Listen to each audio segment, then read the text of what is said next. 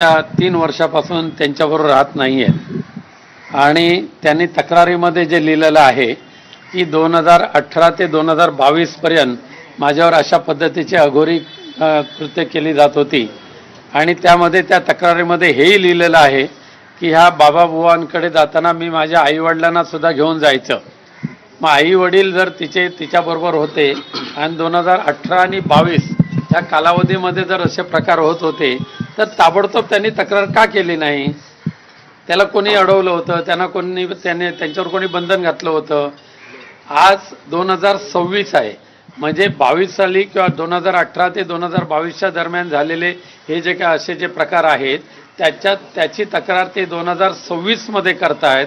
यामुळे दिसून येते की याच्या पाठीमागे काहीतरी काळेबेरं आहे आणि हे सगळे गैरप्रकार होत असताना त्याने स्वतः तक्रारीमध्ये लिहिलेलं आहे की त्या प्रत्येक वेळेला माझे आई वडील माझ्याबरोबर असायचे आणि मग आई वडिलांच्याच संरक्षणामध्ये असणारी गिरिजा तिला त्याच वेळेला ह्या अघोरी प्रकाराच्या विरुद्ध आवाज उठवण्याची संधी होती किंवा तक्रार करण्याची संधी होती, परंतु त्यांनी 26 पर्यंत हे का दाबून ठेवलं हा विषय आहे.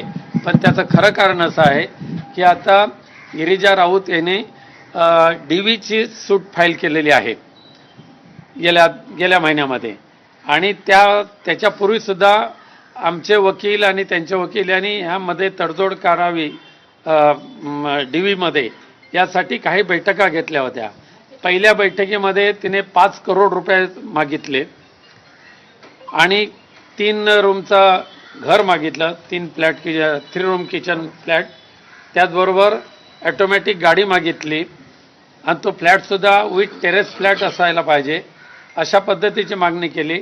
दरमहा 2 लाख रुपये त्याशिवाय खर्चाला मिळाले पाहिजे अशी मागणी केली होती. आम्ही ती मान्य केली नाही. मग त्यानंतर पुन्हा तिने DVचं जे नोटीस दिलेले आहे आत्ता हे माझ्या हातात आहे ते, ह्या DVच्या नोटीसमध्ये 20D प्रमाणे कौटुंबिक हिंसाचार वगैरे ते काय नोटीस दिली. त्याच्यामध्ये आर्थिक अनुतोष रक्कम रुपये दरमहा 5 लाख, तसेच कायमस्वरूपी आर्थिक अनुतोष रक्कम 10 करोड देण्याबाबतचे निर्णय सामनेवाला यांनी द्यावे. त्याचबरोबर नुकसान भरपाई, भावनात्मक त्रासापोटी जी नुकसान भरपाई आहे ती सुद्धा 2 करोड,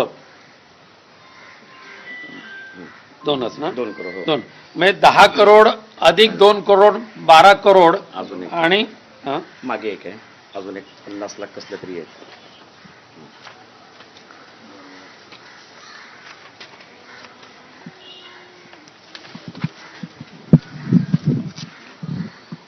त्याचं भेटत नाहीये, पण अजून एक 50 लाख आहे. त्याशिवाय म्हणजे हे 12 करोड रुपये मागितले DVच्या नोटीसमध्ये आणि त्याशिवाय दरमहा 5 लाख रुपये खर्च मागितला. त्याशिवाय घर आणि गाडी ही मागणी तर कायमच ठेवलेली आहे आणि ही मागणी मान्य होणार नाही हे लक्षात ठेवून तिने अशा पद्धतीचे खोटे नाटे आरोप आमच्यावर केलेले आहेत आणि ते आम्हाला मान्य नाहीत. तुम्हाला पोलीस स्थानकाकडून काही संपर्क करण्यात आला? आम्ही ही बाब आता पूर्णपणे न्यायालयाच्या अखत्यारीमध्ये आहे. आम्ही सुद्धा न्यायालयामध्ये गेलेलो आहोत. कापूरवाडी पोलीस स्थानकातल्या अधिकाऱ्यांशी बोलणं झालं, ते म्हणतात की राऊत कुटुंब आम्हाला संपर्क आम्ही करतो परंतु आम्हाला प्रतिसाद देत नाही. आम्ही इथेच राहिला आहोत आणि ठाण्याच्या सेशन कोर्टामध्ये आमची त्याच्याविरुद्ध जी आम्ही केस दाखल केलेली आहे त्याची नोटीस आम्ही कापूरबावडी पोलीस स्टेशनला बजावलेली आहे. पण अघोरी अशा प्रकारचे देखील नाही, अघोरीच्या संदर्भातल्या उपचाराचं आम्ही पूर्णपणे खंडन करतो. आम्हाला ते मान्यच नाही, आम्ही त्या पंथातलेच नाही आहोत. पण तिने जे नोटीस दिलेले आहे त्या नोटीसमध्येच हे लिहिलेलं आहे की हे प्रकार होत असताना माझ्याबरोबर माझे आई वडील असायचे. हे एवढं स्पष्ट तिने तिच्या तक्रारीमध्ये लिहिलेलं आहे.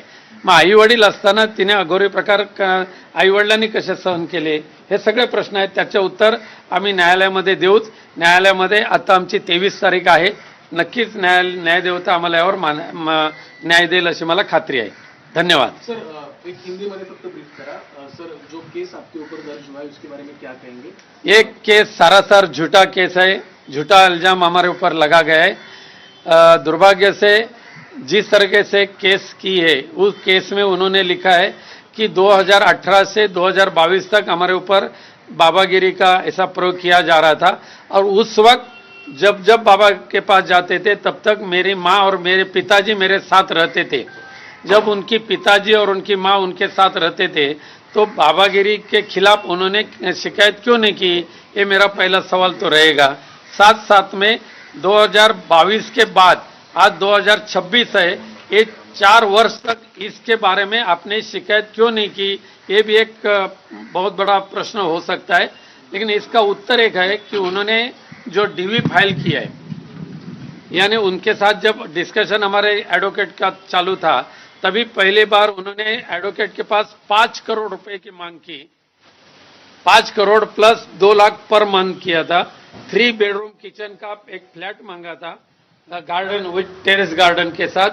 फिर साथ साथ में ऑटोमेटिक कार की मांग की थी, वो हमने मंजूर नहीं की। तो उसके बाद अभी जो ये डीवी आया है, कुठे आहे ते दाखव. 34 पेज नंबर. अभी जो है डीवी है फ्रेश डीवी, इस डीवी में हर माह 5 लाख एवरी मंथ 5 लाख रुपया देना चाहिए। उसके बाद परमानेंटली 10 करोड़ की मांग उन्होंने की है। साथ साथ में और एक पॉइंट निकाल के उसने और 2 करोड़ की मांग की है, यानी 12 करोड़ उनको एक साथ मिलना चाहिए। साथ साथ में हर माह में 5 लाख रुपए की मांग की।